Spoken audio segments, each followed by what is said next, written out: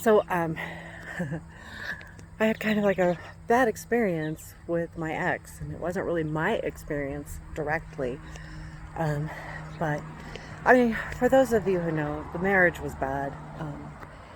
He doesn't see it, and I didn't realize how much he kept me down. I didn't leave him because I really felt like he made me feel like I could never be good enough to have anyone. Like I just was not good enough. I didn't keep a good enough house. I didn't make good enough dinners. I wasn't good enough in any way. And I've talked about this on YouTube before. And I wasn't. I was. No, he never said I was pretty or beautiful uh, or any of those type of things or sexy or anything. So basically, keeping me down. He was really good at that. The other thing he did was um, he did the same thing with my kids. They were never good enough. Their chores were never good enough. Schoolwork was never good enough. Um, he never gave them a chance to be good enough. And I look back and I get mad at myself for not leaving him sooner because of what he did with the kids. Really, I'm an adult. That's my bad. But, the kids can't help it. And, I've talked to the kids about this a lot. And, overall, they understand my position. And, we've talked about how I feel about the fact that I stayed with him. I have sweat in my eyes. I'm sorry. And, sorry, wait a minute. So, so um, I thought this was going to be a really good thing because him and my son they haven't gotten along forever. And, he had a house in Texas that he gave them and he allowed them to live there. And they were supposed to, the rent that they paid would cover, um, insurance and stuff like that. And so, but it was gifted as well. I mean, he told them several times, this is your house. So he didn't like the way they were keeping it up. And knowing him, it wouldn't matter how well they kept it up. It would never be good enough. Mind you, I know that they're not perfect either, and none of us are, right? So, he, anyway, it was, people are walking by, they probably think I'm weird. So basically, um, today, well, my son evacuated for the hurricane, and when he did, which actually his dad was supposed to evacuate as well, but he didn't. So my son did, and he was supposed to, and I had to give him some money to do that because he doesn't have money. They have a rough time. My son has some issues, and my stepdaughter does the best she can, and so their dad came to board up the house, and I guess he didn't like the way the house looked. And then they were going to have a meeting about that. Now, mind you, they've been there a year.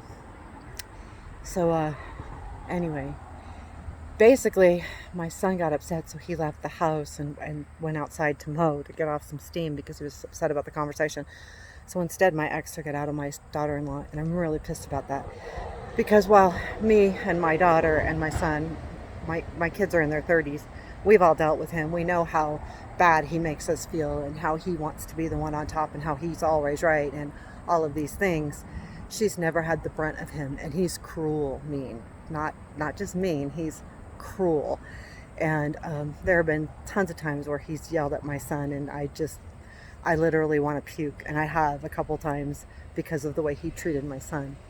I know I should have left him, but that's here nor there. I didn't. And but she's never had it, and she called me and she was so upset, and he hurt her feelings so bad.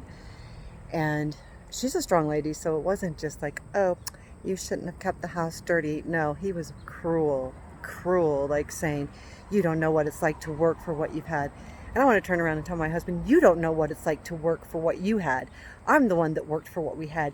I can't tell you how many times he was unemployed.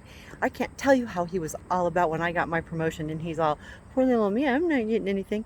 And I'll tell you what, he got everything, and because of the living I made, not because he worked hard, because I worked hard. And he got the brunt, and he got all of that, and then he went and told her. I wanted to say, oh my God, I can count the number of years you didn't work. How often I supported us when we were scraping, I had 2 kids 10 months apart. I went back to work because he quit his job. I had to go back to work 10 days after I gave birth to my son. I had to go back to work. He wasn't working when my daughter was born. Finally got a part-time job at night. I'm telling you, and he tells her this. I was just livid, and to be quite honest, he pissed me off. Yeah, that pissed me off. But I felt so bad for her because I know how that feels, and I know how much he can bring you down, and I know how much it hurts. And I haven't felt that in so long, and I'm talking about it. I've talked to her about it, and my daughter's beside herself because she's so mad at him. And my daughter has made a name for herself. She's got a great job. She does awesome. She makes great money. She's responsible. She's a college graduate. But she just told me that she still has days where she doesn't feel like she's good enough. She took care of me when she was sick, for God's sakes, and she still doesn't feel good enough. And so this stuff lingers with you, and it just dawned on me, and I'm walking and I'm going, I'm not good enough. I'm not, and I'm thinking to myself, and this has nothing to do with the conversation. This is how I've been treating myself since I've been sick. I'm thinking I'm not good enough. I'm not thin enough. I'm not all these things. And I'm like, oh my God, you're reverting back to how you were before you left him and right after. Because honestly, it was right before I got sick, probably a year before I got sick, where I finally, I had been divorced for 3 years, and I'm a strong woman, and I'm an intelligent woman, and I'm a rebel and all of these things, and he still brought me down to my knees.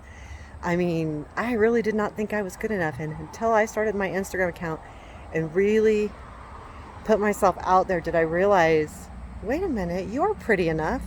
I mean, I think that's why I was in such good shape, because I couldn't just be thin and pretty and feminine. I had to be the ultimate machine, because I felt like if I wasn't that, then I wasn't good enough. And that's where it really screws you up, because you can be good enough and not be, you can be thin and beautiful and sexy and not be ready to do a competition, or have a 26-inch waist or whatever it was. So it was really interesting how it finally dawned on me that I'm just putting myself through it again, and I'm going to go console her again. She called me. She was so upset. But anyway, just things that dawn on me when I'm walking, right? Take care.